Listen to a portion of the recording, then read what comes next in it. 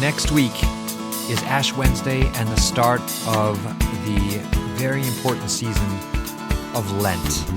And so today on Let Me Be Frank, Bishop Caggiano is going to walk us through how to prepare for that important season, how to prepare ourselves to begin Lent the right way with 2 feet on the ground, as he says. And it's by doing the 3 Ps: poverty, prayer, and penance. Find out what he means by that by listening to Let Me Be Frank. So don't touch that dial. We're on the radio at 1350 AM and 103.9 FM, and we're on the Veritas Catholic Network mobile app on your phone. To grab the app, go to the Apple App Store, the Google Play Store, or go to veritascatholic.com. Let Me Be Frank is brought to you by a grant from Foundations in Faith. St. John Paul II told young people, the church needs your youthful ideas in order to make the gospel of life penetrate the fabric of society. So, Foundations in Faith is inviting all Diocese of Bridgeport parishes to apply for parish support grants from the St. John Paul II Fund for Religious Education and Faith Formation. The St. John Paul II Fund focuses on young people and their ideas to elevate and invigorate the faith formation experience. Applications are open now until April 1st. To learn more or to apply, visit www.foundationsinfaith.org. All right. Welcome back to Let Me Be Frank with Bishop Frank Caggiano. I'm Steve Lee, and it is my great pleasure, as always, to introduce Bishop Caggiano. Steve, it's good to be with you. It's hard to believe it's the end of February, right? Yeah, you're right. And I was just thinking, I have to check the dates, but we either just passed or we're coming up on the 2-year mark for this show, Excellency. Oh my God, and we weren't canceled. What a miracle. Oh, gosh. See, and who says people are impatient? Huh? Wow. It's, well, and the truth is, and I talk to people all the time about this show, and I'm so thankful that you're on the air here, and so are so many people, because to be able to, first of all, to learn from you, to hear from you on a regular basis as to what's going on in the church and the diocese, but to learn from you spirituality and the faith. And then I really think people, or I don't think, I've heard from people that they so appreciate getting to know you. Yeah, well, I must confess, as I've joked, it's this gives you and me an opportunity to explore lots of stuff, have some great guests. We had Christopher West last week. It was a tremendous interview, right? And I know he's coming up to St. Mary's. And I think it also allows us you and I, to raise issues and questions that people should think about. Yeah. Right? A great conversation is not one that has all the questions answered, but also leaves questions for people to ponder. That's a great homily, right? Does that. And hopefully a podcast can do that too. Because some of the things we've talked about over these last couple of years really don't have easy answers, right? And even what we're going to talk about today, which is trying to use this next week before Lent starts to be actually prepared for Lent. Yes. Is something that is not really meant to say this is what you should do, but these are the things you should think about. But think about them, right? And reflect on them. Yes. Right? Yeah. So then, how do we get started? So we're not there yet. Lent yet. Lent itself is a preparation, but you make a great point. We need to prepare for the preparation. Without a doubt. See, Lent is my favorite season of the year. That says a lot about my psychology. And it is because by its very character, it is quieter, it is more focused, it's simpler, and therefore it's a journey back to the basics. And I would be a liar if I said to you that many a time I find myself spinning out into the atmosphere with all the obligations, duties, responsibilities, events, everything going on. You know, we could get lost in so much of the details of life that we forget the basics, right? It happens to anybody. It's funny. Even the Holy Father said that in his address to the participants at the symposium. He reflected on his, I think it's 52 years of priesthood, and how he also had to call himself back all these years, moments of desolation, moments of for lack of a better word, like almost darkness, where the challenges seem to be so enormous, and then just getting lost in the busyness of life. So whether you're a priest, a bishop, a layperson, a deacon, a religious, whoever's listening into this podcast, we're all busy, aren't we? And Lent Amen. is the invitation to say, slow down and remember what's important. Now, we could do this one of two ways. You could do it the way I drive, which is you go from 65 to a stop in like 8 seconds, and everybody in the car comes flying over because, it's like, boom, let's get... Or you gradually, which is the preferred method, gradually slow down until you get to where you need to be. So that's my suggestion. My first point is we have an opportunity for 7 days to slow down the pace so that when Lent begins, you begin on day 1, not on day 8, because you took the first 7 days of Lent to slow down. You see my point? And the other thing I would like to suggest for everyone to consider, myself included, is don't be preoccupied with the apparent. Focus in on the hidden, on the less obvious. Now you may say, what in the name of goodness does that mean? And I'm glad you asked. When you look at the spiritual life, most especially when we look at the life we need to seek conversion from our sinfulness, we spend an awful lot of time looking at the plant and not at the roots. We've talked about this before. I want to remind everyone, myself again. Lent is a time when you go into the garden of your life and not just trim the plants, but the ones that have got to go, you pull them out by the root. And sometimes the same root can manifest itself in different ways in your life.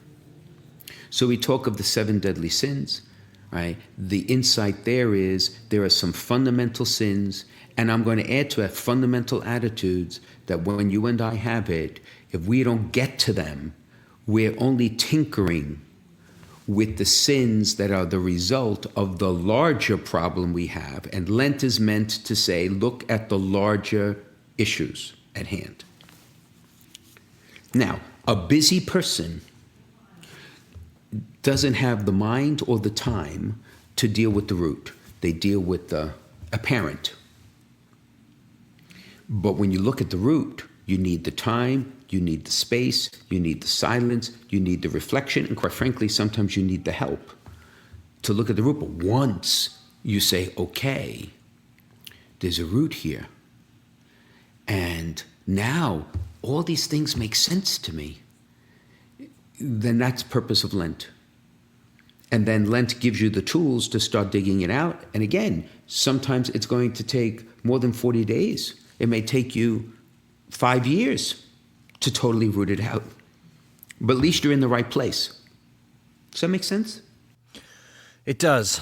So then my question would be for people who are super busy and, find it difficult to find, let's say, half an hour every day to sit in silence because life.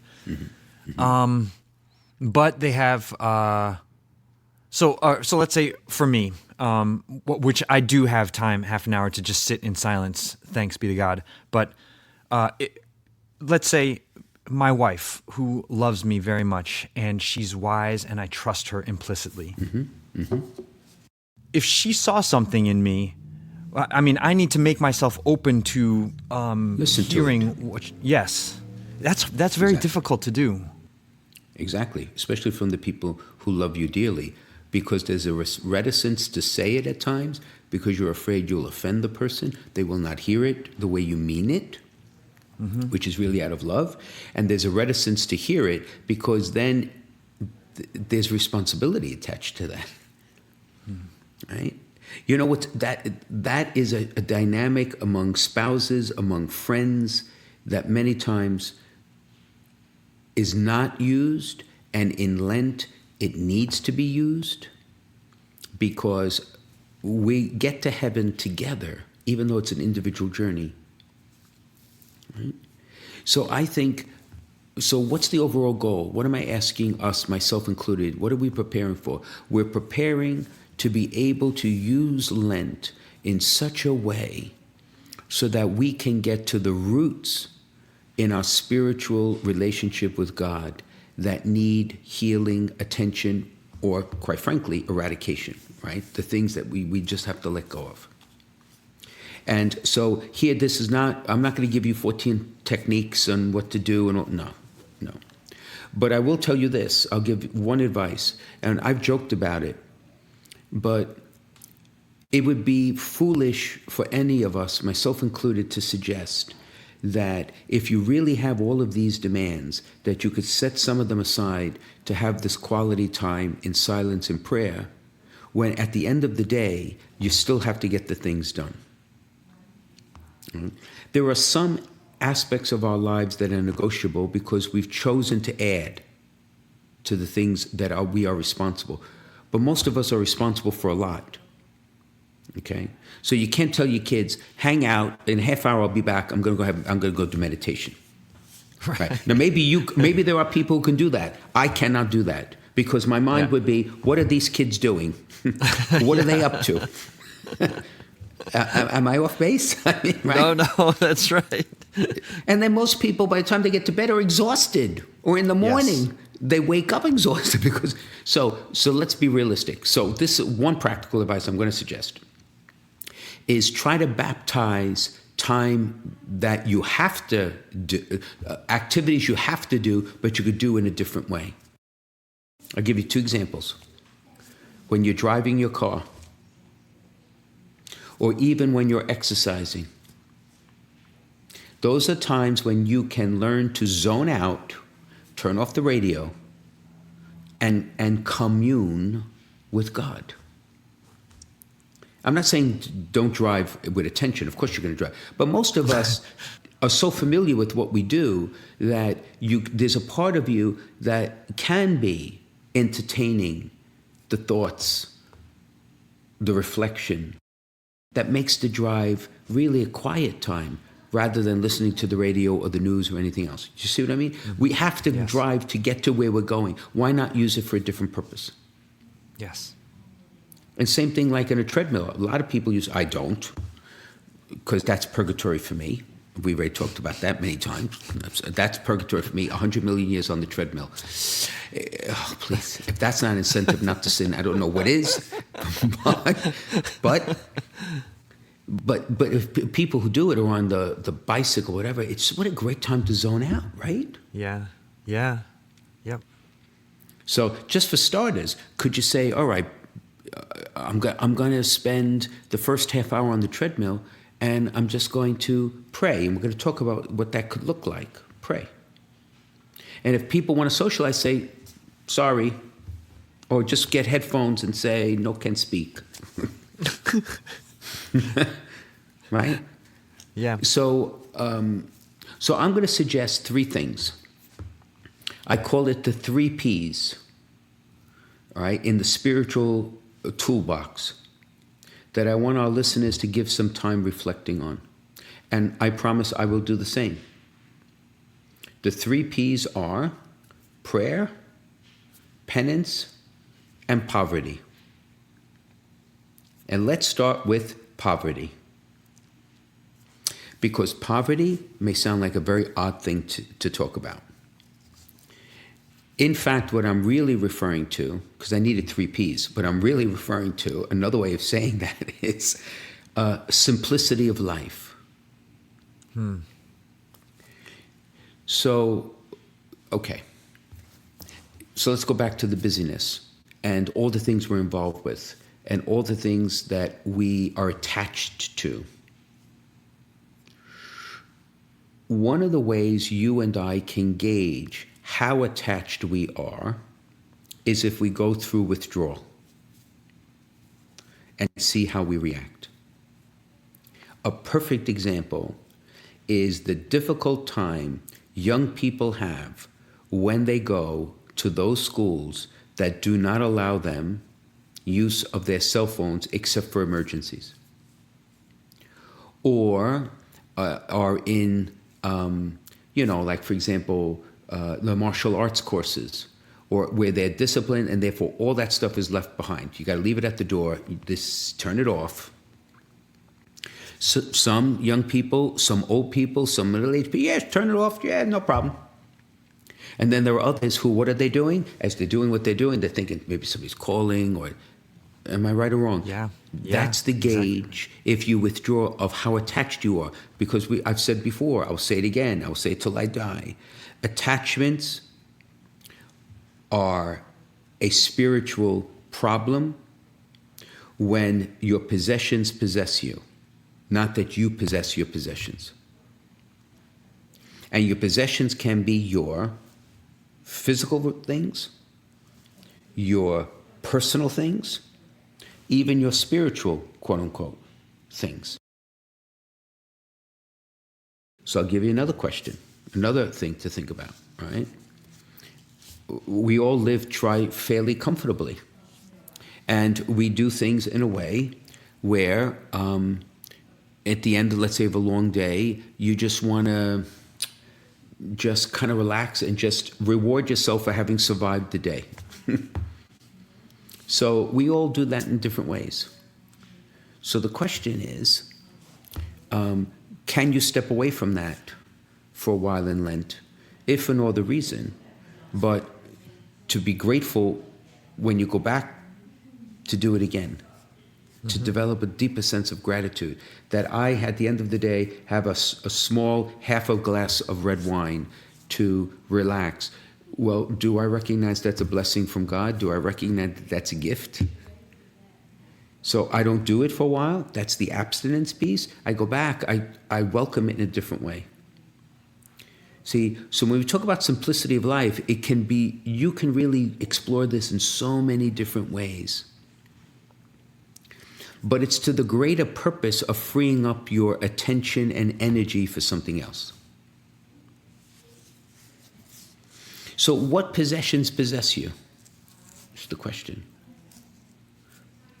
I'll give you another example.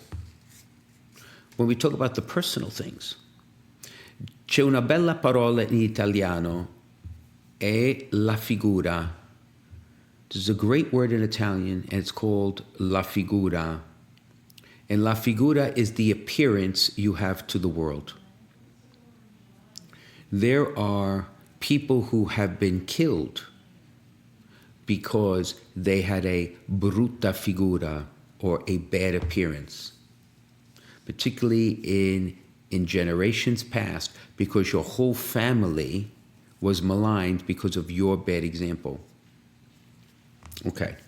Now, reputation is very important. Reputation is our possession that God gives us. We have a right to a good reputation, and no one should do anything to harm our reputation when it is either false information or information that may be true that no one has the right to know. You don't have the right to reveal something about someone else, even if it's true, without permission to do that.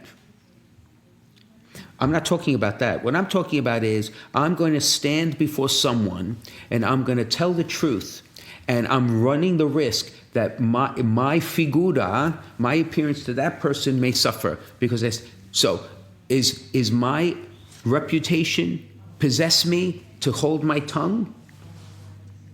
If it does, then we have work to do. So Lent is an opportunity to explore the first P. Right? What are the things in my life that I can get rid of and not miss, and simplify my life so I can keep my attention on the things that really matter? And what are the things in my life that I would have trouble giving up for Christ? And if you and I can identify what some of those are, then we could start asking the question, why can't I? What's at the root of my hesitancy to let go of this? So, for example, just an example, if I am so concerned about my reputation that I will not speak the truth when I have the opportunity to do so, when it's unavoidable to do so, then is that pride that's animating that attachment? I don't know what the answer may be for you or I or whoever it is that's listening, but the exercise is not just to say, okay, I'm going to go do it, but you have to go deeper and say, well, what was my reluctance in the first place? Because, Lord, I need to know what that is, and I need your grace to get rid of it.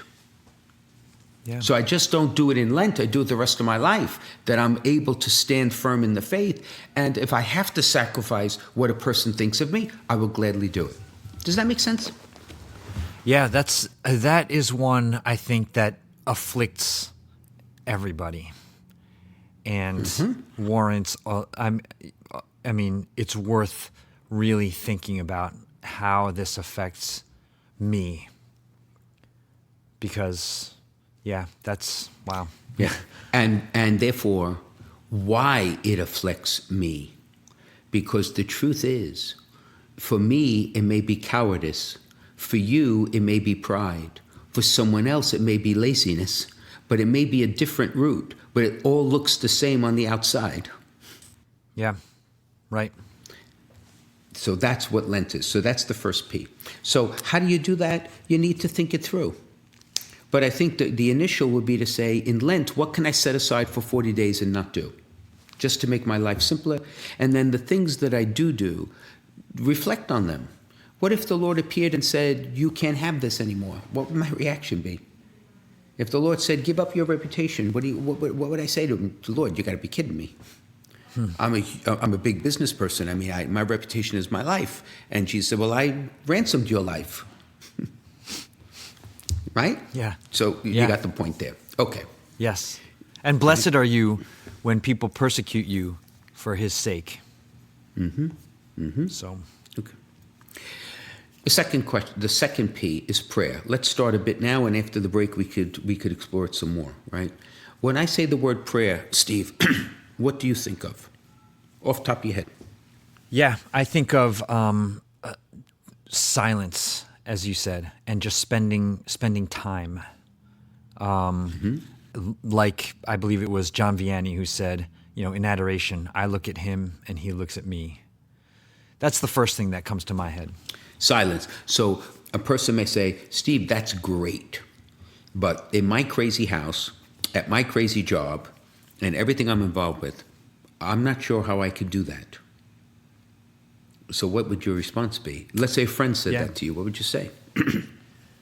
Yeah, I mean, I guess I would go back to what you said about taking the time, when you're exercising or walking or driving, to try and intentionally put yourself in the presence of the Lord there.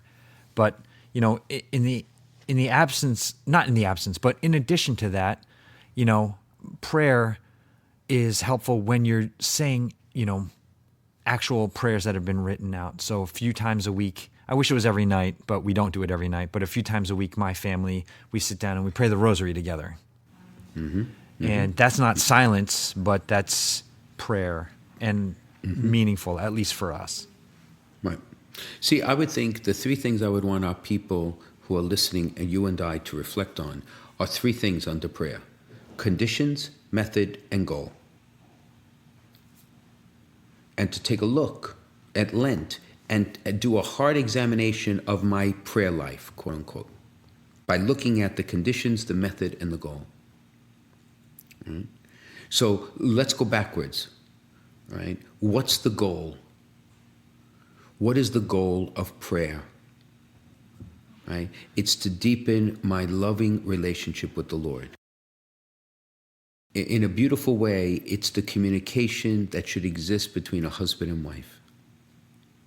Some of it is words, some of it is gesture, some of it is simple presence, right? Where there is true love, you intuit and you don't have to say or do anything. The great mystics in their prayer oftentimes trailed off into say nothing for hours, but they were communicating with Christ because their goal was the relationship with Christ. So, the first thing we could do in Lent is say, in my prayer life, or for whatever extent it exists, what am I aiming for? What do I have now? What do I want to have that I don't have? Do I feel, sense the presence of Christ? Can I look back on the past years and see that my knowledge and love and commitment and intuition of Christ has grown or stayed the same or diminished or there isn't one anymore? Whatever it is, that's the goal of whether you are prayerful, saying prayers, whether they're traditional prayers, whether you make up the prayers, whether you sit in silence. That's ultimately what we're talking about. And if Lent were for us just a meditation every day on that question, that could be a life-changing experience. Because in the end, if we were to end Lent and say, Lord, I've spent 63 years of my life saying prayers every day, and I'm not sure I know you. What a humble, beautiful beginning of the Lord whispering back, then let me show you. And let's start by you stop talking. Right? And someone else can say, Lord, I sense your presence, but I want to go deeper. I'm 63 years old and I want more. But that becomes conditions and methods that we could talk about. You see? So Lent is that time to use that second P. And then we could talk about the rest when we come back. Yes. Let's take a break. This is Let Me Be Frank on the Veritas Catholic Network with Bishop Frank Caggiano. We're talking about Lent and preparing for Lent, and we'll be right back. If you're concerned about your end-of-life plans, searching for a Catholic cemetery, or have loved ones who are buried in one of the 14 Catholic cemeteries throughout Fairfield County, now might be a good time to begin planning for yourself or for other family members. Call one of our family advisors at 203-742-1450 and select option 5 to leave a message, or visit www.ctcemeteries.org. Many people don't realize that they can be buried with their deceased loved ones, even if all of the family's in-ground plots have been taken. The Diocese of Bridgeport Catholic Cemeteries provides in-ground burials, as well as columbarium and mausoleum options. This makes it possible to unite your family together in the same cemetery, and it's an opportunity to build a bridge for your family back to the church. Talking about this issue is not easy, but pre-need planning makes your wishes clear, reduces cost, and helps your family avoid difficult decisions at a time of grief and loss. You can start your planning now by contacting one of our family advisors at 203-742-1450 and select option 5, or visit www.ctcemeteries.org. We can guide you through the options, regulations, and considerations to help you make the best decisions for your family. The number is 203-742-1450 and select option 5, or visit www.ctcemeteries.org. All right, welcome back to Let Me Be Frank on the Veritas Catholic Network with Bishop Frank Caggiano. His Excellency is helping us prepare for the important season of Lent, which starts next week. Mm-hmm. So, Excellency, you were talking about prayer as we went to the break. So let's talk about conditions and methods. All right, yes. So we could basically talk about these together. But again, Lent could be a great time for testing. So, for those of us who have a very developed prayer life, by using the method of saying prayers, whether you are a cleric or myself as a bishop, who will pray the office, like office of readings, morning prayer, compline, evening prayer, right, night prayer. There are a lot of words. There's a lot of reading, right? There's a lot. And for those, or who may pray the rosary like you do, or other prayers, right? Mm-hmm. And test yourself by sitting in extended silence before you say a word, and note how you feel. to your point about silence. Because silence is an essential part of prayer life. Because silence is when the Lord speaks back. Just like you said for St. John Vianney. He can speak to us while we're speaking to him, but we have a greater opportunity to listen and hear it when we're not speaking than when we are speaking. And there are some people who could love to sit in silence. And there are others who avoid it like the plague, but they still want a prayer life. And they still may be very active in the things they do. So Lent may be the opportunity to try the opposite and just sit in silence. And if you're uncomfortable, if you become anxious, ask yourself the question, why? Because there may be a spiritual root. It could even be a psychological root there, but let's say there's a spiritual root there that you want to identify what that is. Because prayer cannot fully develop without that as a condition, like you said so rightly before, the silence piece. Right? The other piece to this puzzle is if you want to develop this relationship with the Lord and have a prayerful relationship with him, then we have to overcome the distractions of our lives when we enter into this period. And there are techniques that can be learned to do that. And we don't have to go through them now. I mean, we can talk about that maybe in another podcast. But if listeners are having trouble with distractions, let us know. Write it in, send it in, because we can talk about it, right?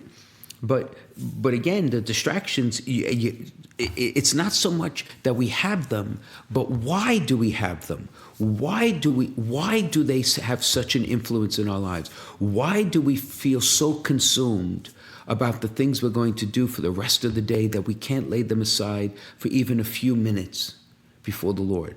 Again, I'm going to repeat this word over and over again. Why do we find ourselves in this place is actually more important than recognizing we are in the place.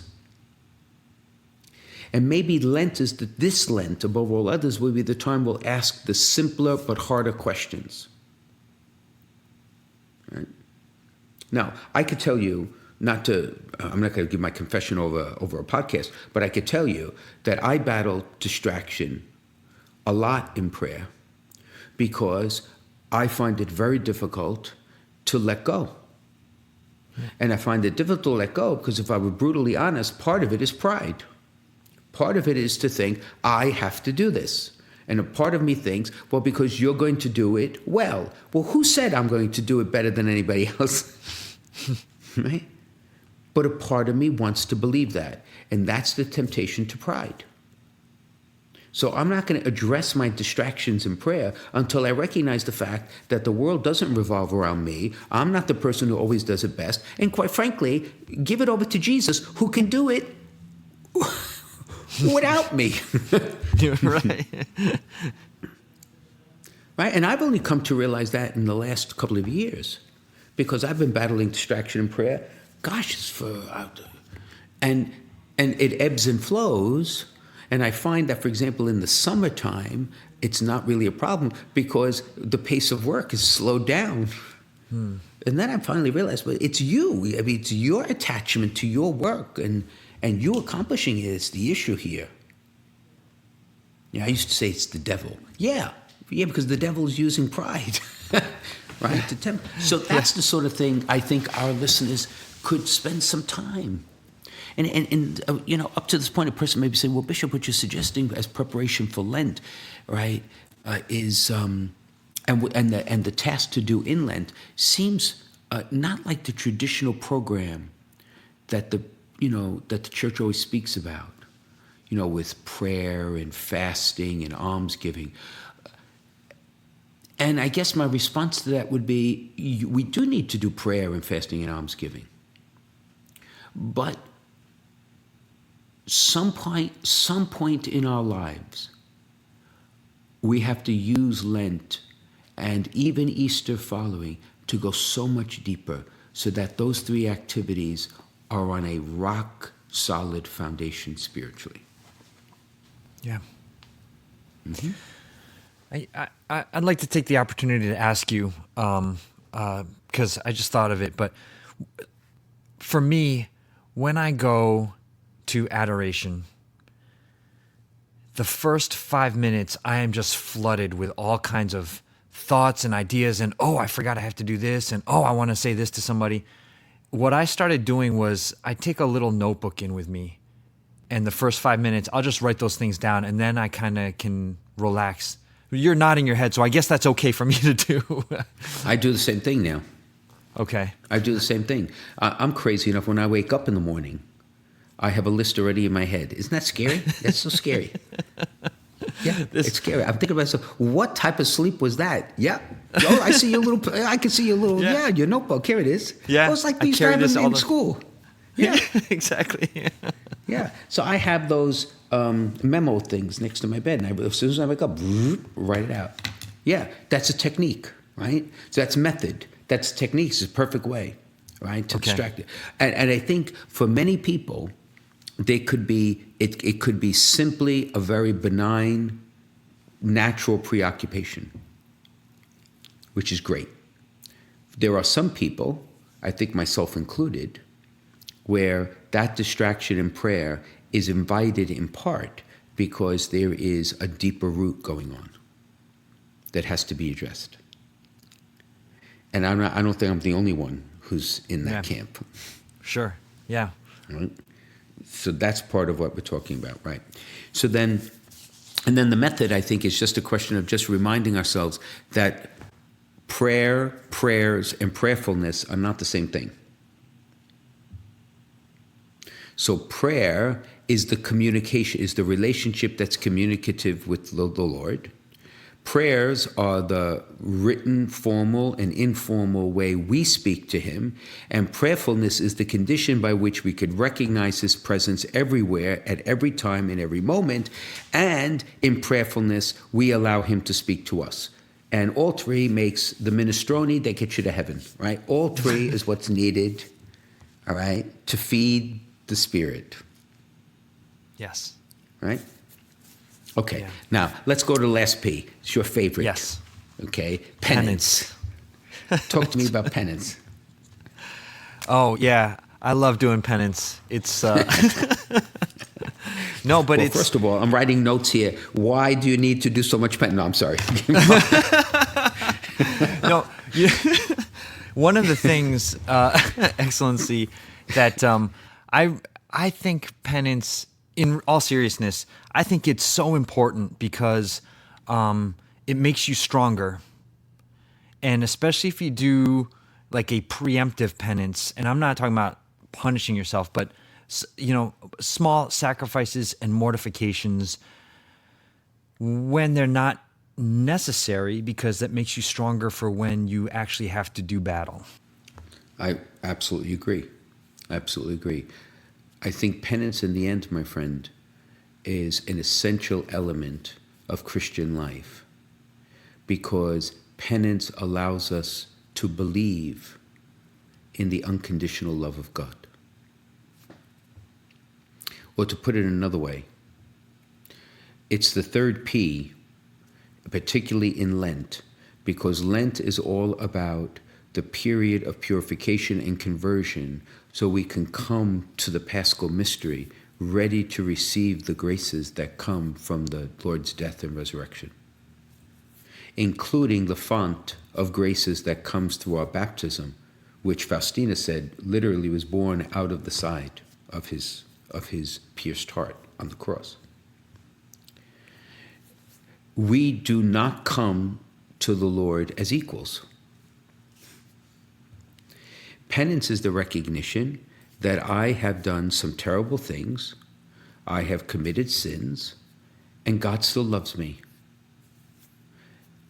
And when I face that sinfulness and recognize that the Lord is willing to forgive me, then God's love is real for me. And penance that flows from that is my desire to make up for the harm that I have created, and to, in some way, shape, or form, love the Lord back with a humble, contrite heart. Now, if a Christian doesn't do that, what in the name of goodness does the death and resurrection of Jesus mean? So the third P is where it gets really interesting. Because Lent is designed to force ourselves to sit in front of a mirror and ask over and over and over again, where have I sinned? Where have I deliberately, consciously betrayed the Lord and my neighbor? And by doing both, or either, betraying myself. Where have I done that? And my suggestion here, again, which may be somewhat difficult to ask, is don't stop at the obvious. Go to the roots. So if you remember that koinonia exercise about all your blessings and you cut them in half and cut them in half? Yes. Okay. So to prepare for Lent and to go into Lent with the disposition that you continue to do this, what about if you and I and our listeners sat down and wrote all our faults, failings, and sins? How many pages would that be, I wonder? And when you stop, keep going. Not because you're trying to find sins that don't exist, but what we're hoping to do is make a list complete enough that you could arrange them into families. Because there may be many sins that you and I commit that have the common root. So it's not to ignore your sins, but if you get the root, all the other sins will slowly disappear. But you got to have a complete list and then start connecting the dots and say, okay, why am I uncharitable with my neighbor? And why am I not patient with my wife? And why am I overly cross with my children? And why do I not want to give the time of day to that coworker? And I'm not exactly sure why he rubs me the wrong way, but he does. So I don't give him the time of day. And now, so those are all sinful attitudes or behaviors. But you say, but are they connected? Right? Yeah. So I'm going to challenge everyone on this call in a place where no one else will see. But find sometimes to just write it all out. Yeah. And see what you come up with. That's a humbling exercise, don't you think? Yeah. My wrist would end up hurting from writing so much. But, I mean... But chances are, my friend, the sins that you have committed as the sins that I have committed, there's not all that many roots. Yes. Yep. But we got to get to them. Yeah. Mm-hmm. You know, we went from a scrupulous church to a permissive church in the sense that when I was a little kid, I remember the examination of conscience, my goodness, even as a little boy, it was like 5 pages long. And then it became a permissive church, not in the sense that we condone sin, but because the examination became, almost a generic one. And I think the truth is somewhere in between. The truth is you have to get very specific to see the patterns. The patterns are what are important. Once you see the patterns, you could see at some of the basic roots. When you see at the basic roots, then there are basic solutions. But the basic solutions don't work until you apply them to the right roots. Yeah. Mm-hmm. Yep. Gosh. So as people go to confession or back to confession, and they make it, let's say there's somebody listening who hasn't been to confession in years, and they say, you know what, I heard Bishop Frank talk, and now I want to go back. How can they make a good spiritual examination of conscience? How long do you think they should take on that examination? I know there's no hard and fast rule, but maybe some guidelines for them, because I wouldn't want someone to say, gosh, I'm going to have to sit there for an hour trying to think of all my sins, so forget it. It's just not worth it. Right. Again, my response is, if a person has not gone to confession for a very long time and they want to come, my reaction is, come. While the inspiration is there, come. Because it's not the only time you're going to come. You're going to keep coming. That's the goal. So let's get the process going. Let the healing touch of Christ move you right? And then come back. Yeah. Ideally, a person would be able to have someone to work with to try to identify, again, both the specifics and the roots. Right? Because confession is really meant to be an encounter of merciful love that meets a contrite heart. It's not meant to bludgeon somebody, right, into discouragement when you look at yourself and say, my God, I'm hopeless. It's been 40 years. This is hopeless. It's not hopeless. Right? So, I mean, the ideal, if a person could meet a priest and speak with him about his experience and then enter into confession, either at that time or a different time, then he or she would be able to have a more fruitful confession. But listen, if you haven't run, if you were a runner when you were a teenager and haven't run in 40 years, what do you think you're going to do when you start to run? Yeah. Right. Right? I'd congratulate myself if I didn't have a heart attack. Right? Yeah. Mm-hmm. But you're going to get back into shape. So that would be my suggestion. But for those who, but see, I'm concerned about the other one, the opposite extreme, that the person who may come every week and confess the exact same sins every single week. And for that person with great intentions has to ask themselves, but is there something else I'm missing here? Because I'm trying, but I just can't do this. Because then you're not applying the medicine to the right place. Yeah. And I think a good confessor would actually challenge a person who comes with the same sins over and over again and say, maybe outside of confession, come see me. Let's talk about it, because you're a good person and you need peace of mind and heart, and you need to be able to get these sins and cast them aside. And so there's something missing, and let's figure out what that is. Yeah. Right? Yes. But penance. So there's penance and confession, and then there's the penitential acts of sacrifice in Lent. So what are you giving up, Steve? Do you know yet? Oh gosh, I haven't. I'm sad to say I have not thought about that yet. Okay, I caught you off guard. Good. Okay. But I will give something up for sure. Yeah, I want to give up. I want to give up some of my, my less attractive attitudes or behaviors. So, can a person imagine that you're going to give up being impatient with my mother, or give up not calling my sick relative on a regular basis?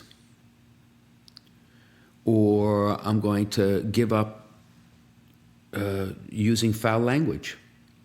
It's tremendous, right? So we could give up candy and give up all the rest. That's fine, right?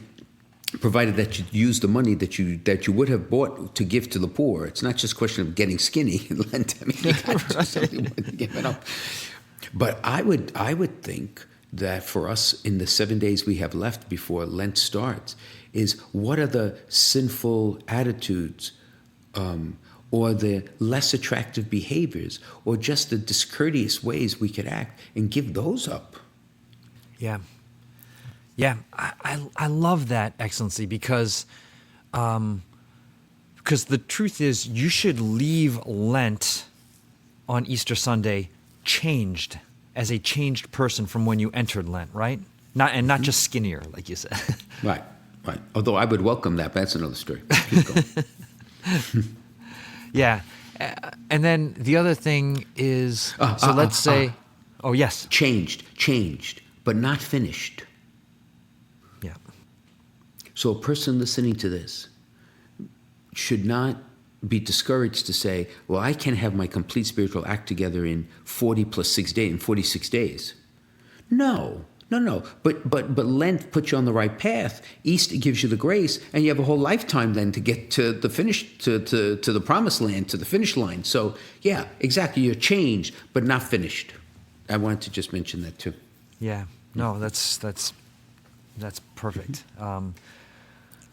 Yeah, I guess the only other thing I was going to say was, like, let's say, for me, I give up yelling at my kids.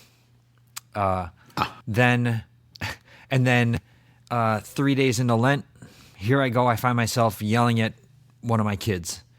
That's okay, right, Excellency? I'll just recognize it and I'll say, okay, I got it. Double down on the effort now. Right. Don't give the only up. thing I would say, oh no, exactly. Do not give up. 101%. I agree. And also, what I'm going to suggest for this Lent, I would want you or me or anyone who finds themselves in that situation to then find a little bit of time to ask myself, why did I do it again? Yeah. Right? What is it in me that just gives me this short fuse with my kids? Or whatever else it may be. Or if a lot of people use foul language, and I'm always told, is that sinful? Well, it's discourteous, it's impolite, and it's sinful, certainly very sinful, when it offends the Lord directly, or when it offends your neighbor. Right? So it's a habit. So you got to break the habit. I guess my question is, why did you develop the habit in the first place? Yeah. So anyway, so penance, I think, and I'm going to suggest too that penance is sacrificing probably one of our greatest possessions, and that is our time. Going back to the beginning of our conversation. So almost every parish I know of has Stations of the Cross on Fridays. Why would we not sacrifice what we would normally do in that time on a Friday and go spend it and walk with Jesus in his passion and death? So that when you do it on Good Friday, you've done it already 7 or 8 times, and now suddenly you have a deeper understanding, an intuition of the mystery of what is before us. That's penance. Yeah. Right? If we're so busy, then maybe one of our greatest possessions that we have of ourselves is time. Yep. Sacrifice it to the Lord. Anyway, the bottom Amen. line is this. Bottom line is, for all of us, we have 7 days to prepare ourselves to start Lent in such a way that we hit the floor with both feet. And therefore, poverty or simplicity of life, prayer and penance are the 3 things I would suggest we all look at one at a time in these 7 days and ask ourselves, are the things we can detach from? Are the things we need to give up? Is there a way for me to consciously address my relationship with the Lord in prayer? And when I look at these things, ask myself, up to this point, if there are attitudes or roots that have prevented me from doing this before, Lord, by doing them, help me to see what those are so I can work on the roots. And then there'll be no weeds in the garden of our life. Amen. Awesome. Okay, we'll take one final break for today and come back on the other side with a listener question. You're listening to Let Me Be Frank on the Veritas Catholic Network with Bishop Frank Caggiano. We'll be right back. All right, welcome back to Let Me Be Frank with Bishop Frank Caggiano. Excellency, here's this week's question that came in. It says, Bishop Caggiano, I saw on the news last week that a priest used the wrong words to baptize thousands of people, and now those people are not actually baptized. Can you please explain what happened? It seems to me to be just a quibble over semantics, I versus we. Also, what steps do those people have to take now to make it right?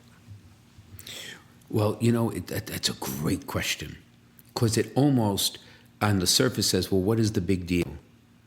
Well, the big deal is the affirmation of the agent.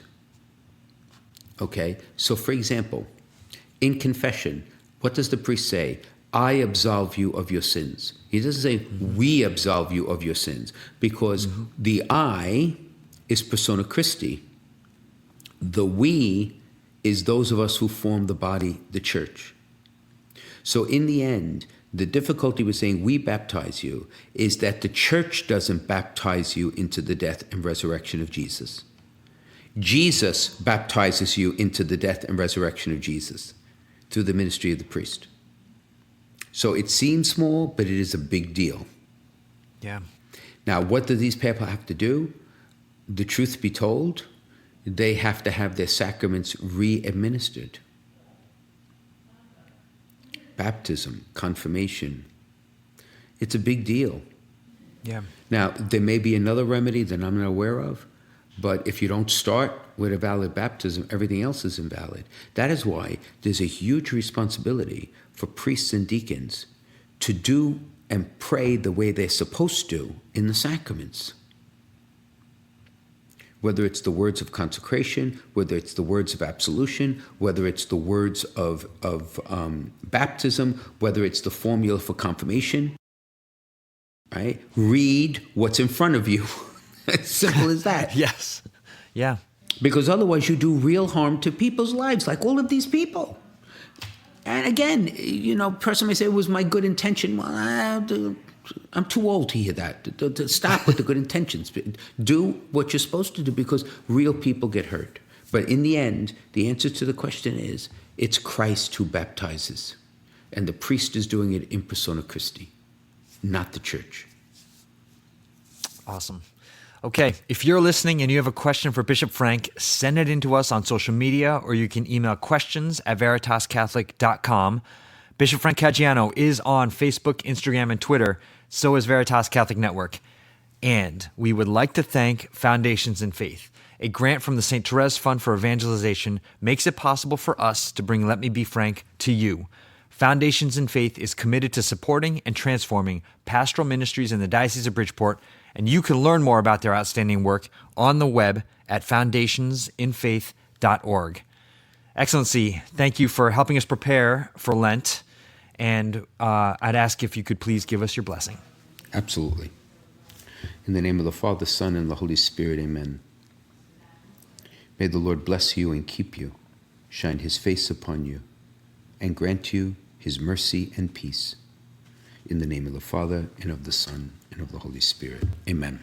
So I will see you on Ash Wednesday, my friend. Wow. Yes. It's Already the beginning. there. My favorite time of the year. Great. I will see you then. Thanks, Excellency.